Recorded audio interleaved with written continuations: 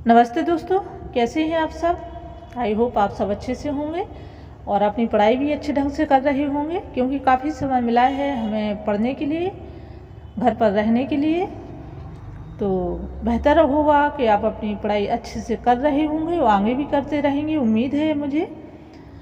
आज हम देखेंगे प्रगतिवादी योग, जो कि अपनी श्रृंखला चल रही है अभी, और उसी श्रृंखला को आगे बढ़ाते हुए आज के जो महत्वपूर्ण प्रश्न उत्तर हैं उन पर हम एक नज़र डालेंगे। और कहीं ना कहीं इसमें देखिए, आपकी परीक्षा या टेस्ट ही होता है कि इससे ये अंदाज़ा चल जाता है कि आपकी पढ़ाई का लेवल, जो स्तर है, वो कितना है और कितने प्रश्न आपके सही होते हैं और कौन कौन से प्रश्न हैं जो आपसे नहीं बन रहे हैं। तो आप लोग उनको नोट करिए, या एक दो चार बार यदि वीडियो ही सुनेंगे तो भी आपको याद हो जाएंगे।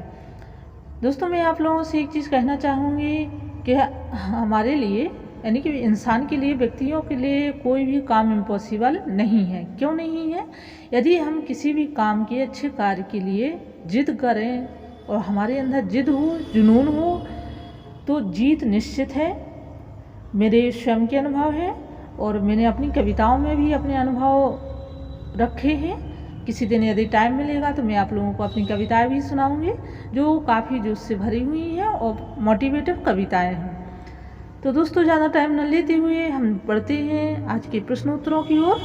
प्रश्न पहला है, पंत, निराला, दिनकर, नरेंद्र शर्मा, शिवमंगल सिंह सुमन, रंगे राघव, नागार्जुन, केदारनाथ अग्रवाल, त्रिलोचन, शील, शमशेर और डॉक्टर रामविलास शर्मा इत्यादि कवियों ने किस काव्य धारा को समृद्ध किया। तो आप भी बताइए कि किस काव्य धारा को समृद्ध किया, यानी कि हम यहाँ से अंदाज लगाएंगे कि ये किस युग के कवि हैं। तो इसका उत्तर क्या होगा? इसका उत्तर है वाह, प्रगतिवादी काव्य धारा को इन्होंने समृद्ध किया। अगला प्रश्न है, उनकी कविताओं के केंद्र में प्रगतिशील विचार हैं। भिक्षुक, विधवा, जागो एक बार, बादल राग, कुकुरमुत्ता, अड़मा, बेला, नए पत्ते आदि कविताएं की प्रगतिशील विचारधारा को प्रस्तुत करती हैं। तो इसका सही उत्तर क्या है? आ, निराला। सूर्यकांत त्रिपाठी निराला जो है, इसका सही उत्तर है। अगला प्रश्न है, जन कवि के रूप में नागार्जुन की सबसे बड़ी उपलब्धि है कविता के कलात्मक सौंदर्य की बलि चढ़ाए बिना कविता को सर्वजन सुलभ बना देना। यह किसका मत है? दोस्तों, ये मत जो है, कथन है, ये तो आप लोगों को याद रखने ही हैं, क्योंकि पेपर में पूछ लिए जाते हों और अक्सर हमसे यही मत और जो कथन हैं बनते नहीं हैं, क्योंकि कभी ना कभी हमें ये दुविधा की स्थिति में डाल देते हैं। ज़्यादातर जो आलोचक हैं, जो लेखक हैं, साहित्य इतिहासकार, उन्होंने अपने मत व्यक्त किए हैं। तो नागार्जुन को जन कवि के रूप में हम सभी जानते हैं, और इसको आप लोग नोट कर लीजिए कि नागार्जुन जन कवि हैं। उनकी कविताएं जो है सर्वजन सुलभ हैं। तो इसका सही उत्तर क्या है? यह मत है जो आ, नामवर सिंह का है। अगला प्रश्न है, साम्राज्यवाद के पोषक पूंजीपतियों के प्रति क्रोध किस प्रगतिवादी कवि ने व्यक्त किया है? और यह कविताएं हैं, जो पंक्तियां हैं, वह है, वे व्यापारी, वे जमींदार जो हैं लक्ष्मी के परम भक्त, वे निपट निरामिष सूदखोर, पीते मनुष्य का उष्ण रक्त। तो इसके कौन है लेखक, या ये जो पंक्तियां हैं प्रगतिवादी कवि ने व्यक्त की हैं, तो वह है सा भगवती चरण वर्मा। भगवती चरण वर्मा जो हैं, इन्होंने कई ऐसी अपने पंक्तियों, अपनी रचनाओं के माध्यम से ऐसे विचार व्यक्त किए हैं जो तात्कालिक समाज को उजागर करते हैं। अगला प्रश्न है, नागार्जुन ने लोकप्रियता और कलात्मक सौंदर्य के संतुलन और सामंजस्य की समस्या को जितनी सफलता से हल किया है, उतनी सफलता से बहुत कम कवि हिंदी में भिन्न भाषाओं में भी हल कर पाए। यह किस आलोचक का मत है? तो इसका सही उत्तर क्या है? वाह, रामविलास शर्मा। रामविलास शर्मा काफ़ी हिंदी साहित्य के बहुत ही बड़े आलोचक माने जाते हैं, और इन्होंने अधिकांशतः अपने जो हिंदी साहित्य के कवि हैं उनसे संबंधित अपने विचार और मत व्यक्त किए। इन्होंने ही नागार्जुन के बारे में ये अपने विचार रखे थे। अगला प्रश्न है, नागार्जुन हिंदी कविता में एक व्यंग्यकार के रूप में विशेष रूप से जाने जाते हैं। सामाजिक व्यंग्य की जो परंपरा भारतेंदु युग के बाद अवरुद्ध सी हुई जान पड़ती थी, कविता के प्रगतिशील यथार्थवादी युग में आकर नागार्जुन तथा दूसरों के द्वारा वह फिर से जीवंत हुई। उसे हिंदी कविता के लिए बहुत शुभ मानना चाहिए। पंक्तियाँ किस आलोचक की हैं और इसके 4 ऑप्शन दिए हुए हैं, आप भी बताइए। इसका सही उत्तर है शिव कुमार मिश्र। और ये भी शिव कुमार मिश्र हैं जो हिंदी के जाने माने आलोचक माने जाते हैं। इन्होंने ही नागार्जुन के संबंध में कहा था कि नागार्जुन जो एक यथार्थवादी व्यंग्यकार हैं और काफ़ी ऐसी रचनाएं हैं नागार्जुन की जो कि आगे चल के आप लोगों को बताई जाएंगी। अगला प्रश्न है, जनता उनके यहाँ सिर्फ करुणोत्पादक, लाचार, असहाय, शोषित नहीं है।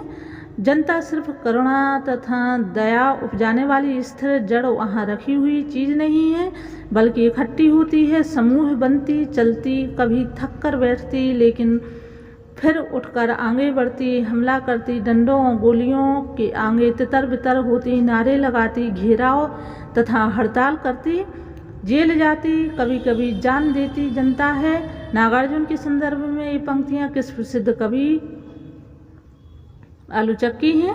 तो दोस्तों इसका सही उत्तर क्या है? सा विष्णु खरे। विष्णु खरे ने ही ये पंक्तियाँ जो हैं आम जन के लिए व्यक्त की थी और कहा था कि जनता उनके यहाँ सिर्फ करुणोत्पादक नहीं है। जनता जो है उसके कई रूप हैं और किसी न अच्छे या बुरे रूप में समाज के सामने उभर सकती है। अगला प्रश्न है, वैभव की दीवानी दिल्ली, कृषक मेद की रानी दिल्ली, अनाचार उपमान व्यंग्य की चुभती हुई कहानी दिल्ली। यह पंक्तियाँ प्रसिद्ध दिल्ली कविता की हैं। इसका कवि कौन है? तो इसका सही उत्तर क्या है? दा दिनकर, रामधारी सिंह दिनकर की ये पंक्तियाँ हैं और उनकी एक रचना है दिल्ली। और अगले प्रश्न है, ऊंची हुई मसाल हमारी आगे कठिन डगर है, शत्रु हार गया है लेकिन उसकी छायाओं का डर है। गिरिजा कुमार माथुर की ये पंक्तियाँ किस प्रसिद्ध कविता की हैं? तो इसका सही उत्तर क्या है? 15 अगस्त आ इसका सही उत्तर है। गिरिजा कुमार माथुर ने लिखा था, उनकी जो कविता है 15 अगस्त, उसमें बड़ी ही अच्छी कविता है जो 15 अगस्त है। उसमें लिखा था, ऊंची हुई मसाल हमारी आगे कठिन डगर है, शत्रु हार गया लेकिन उसकी छाओं का डर है। कहीं ना कहीं तात्कालिक समय में जो घटनाक्रम चल रहा था उसी के आसपास की कविताएं हैं और कहीं ना कहीं देश गुलामी को ही व्यक्त करती हैं ये कविताएं। अगला प्रश्न है, खालिस्तान है की कविता में जनजीवन के प्रति गहरी आस्था व्यक्त होती है। उन्होंने किसानों और मजदूरों के संघर्ष गाथा का यथार्थ चित्रण किया है। युग की गंगा, नींद के बादल, फूल नहीं रंग बोलते हैं, आग का आईना, समय समय पर आदि इनके प्रसिद्ध कविता संग्रह हैं। तो बताइए इसका सही उत्तर क्या है? देखिए जो रचनाएं दी गई हैं, युग की गंगा, नींद के बादल, फूल नहीं रंग बोलते हैं, आग का आईना और समय समय पर, ये जो समय समय पर है इसको आप लोग नोट कर लीजिए। और इसका सही उत्तर क्या है? बा केदारनाथ सिंह। इन्होंने ही जो है कविता में जनजीवन के प्रति गहरी आस्था व्यक्त की थी और उन्होंने किसान और मजदूरों के संघर्ष की गाथा अपनी कविताओं के माध्यम से व्यक्त की है। उनकी कई ऐसी कविताएं हैं जो यथार्थवादी स्थिति को व्यक्त करती हैं। अगला प्रश्न है, उनकी कविताओं के केंद्र में प्रगतिशील विचार हैं। भिक्षुक, विधवा, जागो एक बार, बादल राग, कुकुरमुत्ता, अड़िमा, बेला, नए पत्ते आदि कविताएं और खालिस्तान है को प्रगतिशील विचारधारा को व्यक्त करती हैं। आप लोग भी इसका सही उत्तर बताइए, क्या है इसका सही आंसर। और इसके 4 ऑप्शन दिए हुए हैं। आ निराला, शमशेर बहादुर सिंह, सा अज्ञे और दा है नागार्जुन। तो इसका सही उत्तर है आ निराला। देखिए, हम रचनाओं से ही समझ जाते हैं कि जो इसके लेखक कौन हैं। अगला प्रश्न है, उनकी कविताओं में सामाजिक चेतना का यथार्थ वर्णन हुआ है। सर्वहारा वर्ग की पीड़ाओं और समस्याओं का चित्रण करने वाले खालिस्तान की कविता में संघर्ष चेतना प्रबल है। युगधारा, सतरंगे पंखों वाली, प्यासी पथराई आँखें आदि उनके प्रसिद्ध प्रगतिशील भावबोध के कविता संग्रह हैं।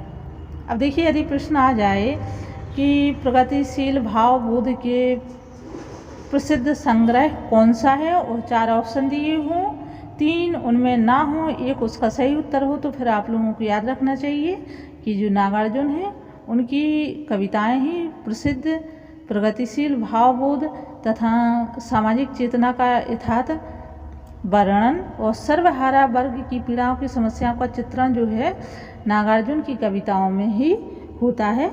और नागार्जुन ही हम जिन्हें जनवादी कवि, बाबा और वैद्यनाथ मिश्र कई नामों से भी जानते हैं।